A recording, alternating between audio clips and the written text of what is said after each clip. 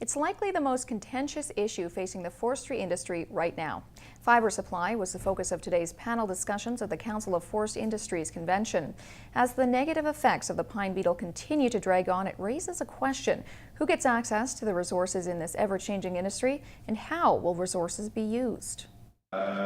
It was a message not lost on anyone in the audience at the COFI convention. The amount of lumber companies in BC will have access to is dwindling.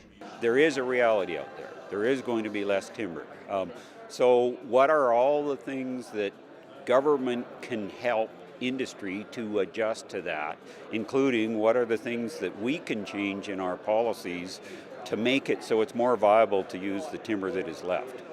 Access to fibre supply is becoming a challenge for all users of the forest. The bugwood has been harvested in many areas already, but two areas in particular have yet to feel the full impact of lost fibre supply.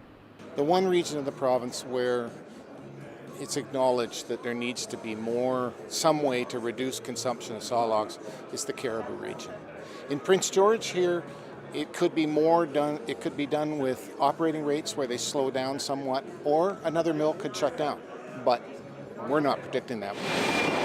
Not only will access dwindle for the traditional sector, there are others trying to get at the same fibre. As goes the primary industry like sawmills, so goes the secondary industry like bioenergy.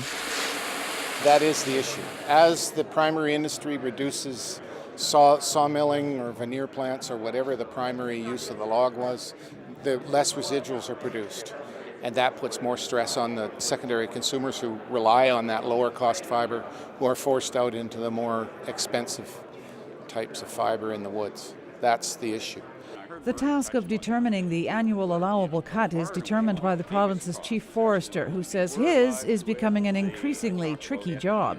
And the last thing any of us want to do is somehow crumble that down before we've got something to replace it. And that's the really tricky part is, a transition from one use to building on that use to another one without actually impacting all the people that are, such a fundamental part of this industry.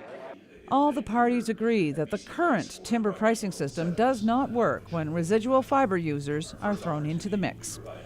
Cheryl Jan, CKPG News.